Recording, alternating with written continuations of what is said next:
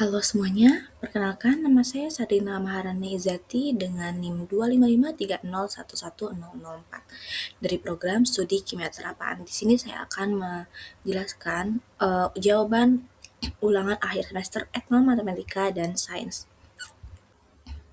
Yang pertama ada tata ruang desa Tenganan Pegeringsingan. Tata ruang desa tersebut menunjukkan adanya konsep etnomatematika berupa pengukuran, proporsi, geometri, dan keteraturan pola ruang. Rumah-rumah dibangun dengan ukuran dan jarak tertentu sehingga membentuk susunan yang teratur dan seimbang.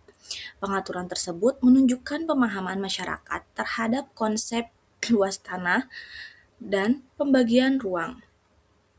Dari sisi sains, jarak antar bangunan memungkinkan sirkulasi udara berjalan dengan baik sehingga suhu lingkungan tetap nyaman. Selain itu, pencahayaan alami dapat masuk ke dalam rumah dan mengurangi kebutuhan energi. Ruang terbuka juga membantu penyerapan air hujan sehingga mengurangi resiko genangan. Oleh karena itu, tata ruang tradisional ini mendukung keberlanjutan lingkungan dan kenyamanan masyarakat. Yang kedua, ada sistem subak dan pembagian air. Dengan pertanyaan, jelaskan konsep etnomatematika yang digunakan dalam pembagian air subak. Analisis bagaimana prinsip hidrologi dan ekologi mendukung efektivitas sistem tersebut. Sistem subak mengandung konsep etnomatematika berupa pembagian rasio, proporsi, dan pengukuran debit air. Air dibagian sesuai luas lahan dan kebutuhan tanaman sehingga setiap petani memperoleh bagian yang adil. Walaupun tidak menggunakan alat modern, masyarakat mampu menentukan pembagian air secara efektif berdasarkan pengalaman.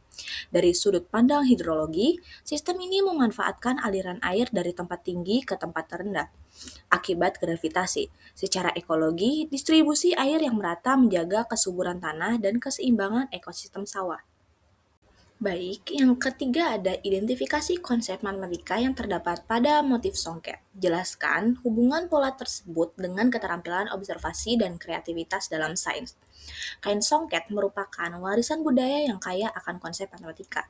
Setiap motif mengandung prinsip simetri, translasi, refleksi, dan rotasi yang diterapkan secara berulang membentuk pola yang indah dan teratur.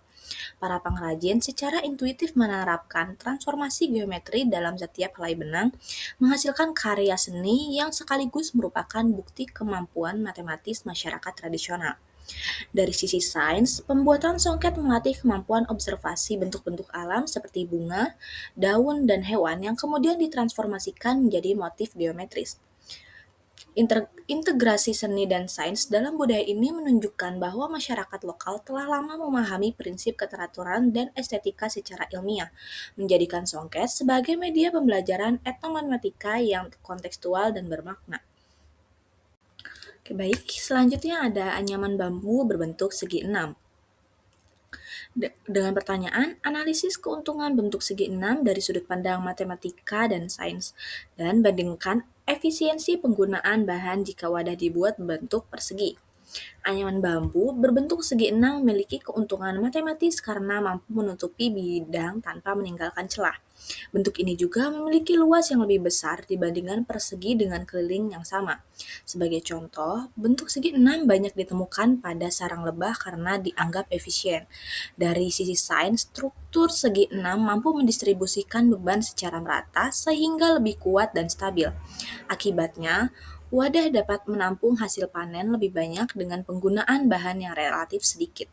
Sebaliknya, wadah berbentuk persegi membutuhkan lebih banyak bahan untuk kapasitas yang sama. Oleh karena itu, segi enam lebih efisien baik secara matematis maupun ilmiah. Baik, selanjutnya ada penentuan waktu melaut masyarakat pesisir. Jelaskan konsep matematika dan sains yang digunakan dalam praktik tersebut, bagaimana pengetahuan lokal ini dapat dipadukan dengan teknologi modern. Masyarakat pesisir menentukan waktu melaut dengan mengamati fase bulan, arah angin, dan pasang surut air laut. Praktik ini mengandung konsep matematika berupa pola siklus, pengukuran waktu, dan prediksi. Dari sisi sains, pasang surut terjadi karena pengaruh gaya gravitasi bulan dan matahari terhadap bumi. Arah angin juga mengaruhi kondisi gelombang dan keselamatan nelayan saat melaut. Pengetahuan ini diperoleh melalui pengamatan yang dilakukan secara turun-temurun. Saat ini, pengetahuan lokal tersebut dapat dipadukan dengan teknologi modern seperti GPS dan aplikasi cuaca. Selanjutnya ada makna bentuk geometri dalam pembuatan Banten. Pembuatan ini dalam tradisi Bali mencerminkan pemahaman dalam tentang geometri. Lingkaran melambangkan keluasan dan keseimbangan semesta, segitiga merepresentasikan harmoni tiga unsur kehidupan, sedangkan persegi mencerminkan kestabilan dan kekokohan. Setiap bentuk dipilih secara cermat berdasarkan makna filosofis yang selaras dengan prinsip-prinsip matematika geometri. Dari perspektif sains, Banten menampilkan keanekaragaman hayati yang kaya melalui penggunaan berbagai jenis bunga, daun, dan bahan alami. Pemilihan bahan mencerminkan prinsip keseimbangan ekosistem, di mana setiap elemen alam memiliki peran dalam menjaga harmoni lingkungan. Integrasi geometri dan keanekaragaman hayati dalam Banten menjadi contoh nyata etnomatematika dan etnosains dalam budaya lokal. Oke, selanjutnya adalah kalender Paukon.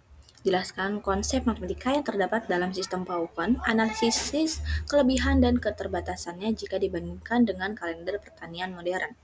Kalender Paukon merupakan sistem penanggalan tradisional Bali yang menggunakan siklus hari tertentu.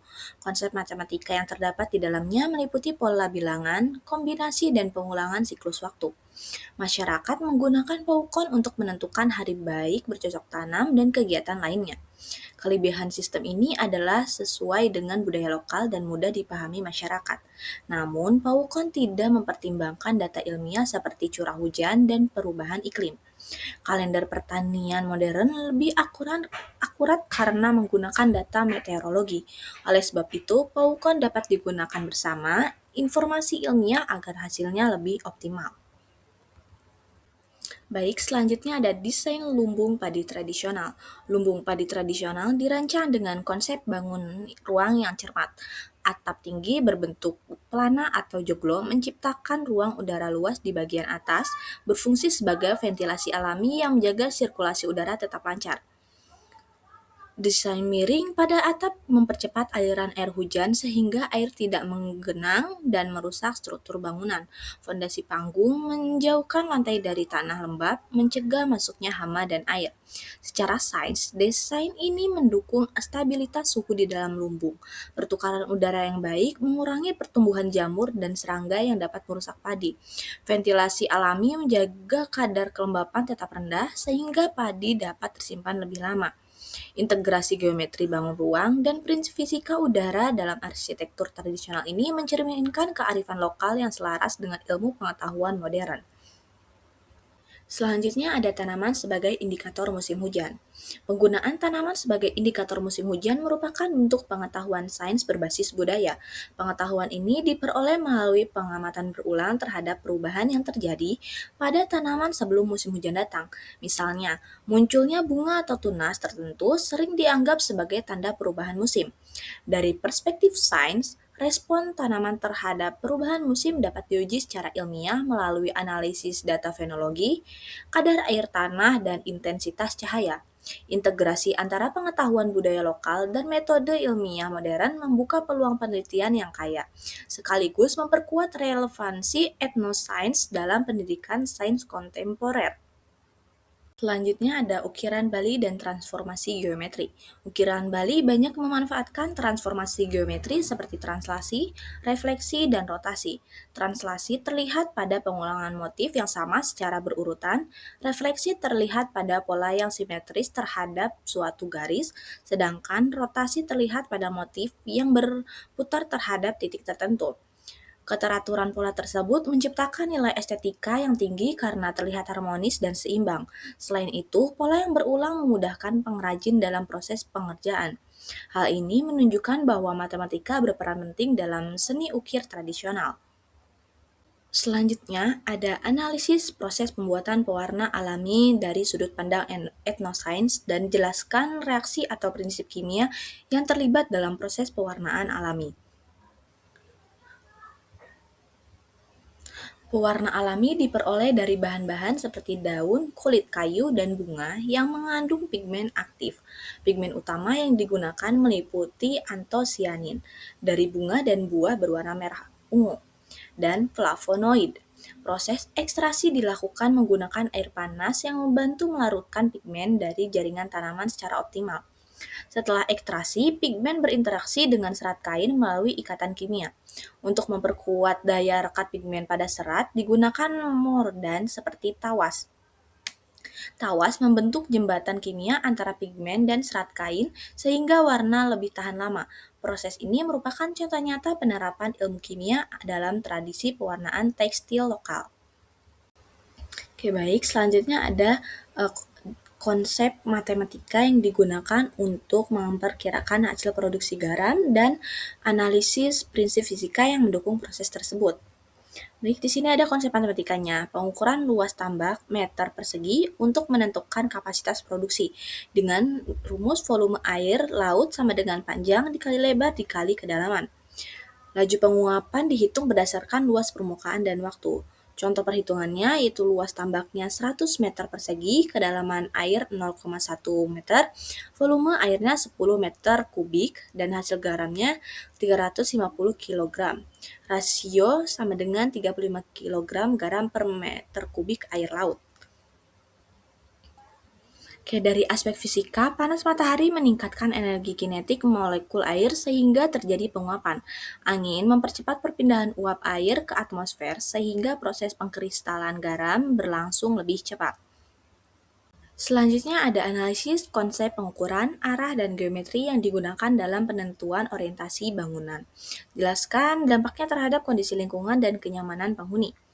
Masyarakat adat menggunakan konsep pengukuran arah, sudut, posisi, dan orientasi ruang dalam menentukan letak bangunan. Penentuan arah dilakukan berdasarkan posisi gunung, laut, matahari, atau tanda alam lainnya. Secara sains, orientasi bangunan dapat memengaruhi pencahayaan, suhu, dan sirkulasi udara. Rumah yang menghadap arah tertentu memperoleh pencahayaan alami yang lebih baik dan terlindung dari angin kencang. Akibatnya, kenyamanan penghuni meningkat dan penggunaan energi menjadi lebih efisien. Oke, berikutnya ada rancangan strategi pembelajaran berbasis matematika yang dapat digunakan oleh guru. Jelaskan kelebihan dan tantangan implementasinya di sekolah. Pembelajaran kontekstual melalui pengukuran bangunan tradisional memberikan pengalaman nyata bagi siswa. Siswa diajak mengukur luas lantai, ketinggian dinding, dan volume ruang bangunan adat secara langsung. Kegiatan ini mengintegrasikan konsep matematika seperti geometri bangun ruang, perhitungan luas dan volume, serta pengukuran sudut dan ketinggian dengan konteks budaya lokal yang autentik dan bermakna. Analisis hasil pengukuran menggunakan konsep sains meliputi sirkulasi udara, pencahayaan alami, dan efisiensi energi bangunan. Kelebihan pendekatan ini yaitu lebih kontekstual, menarik, dan meningkatkan rasa bangga budaya.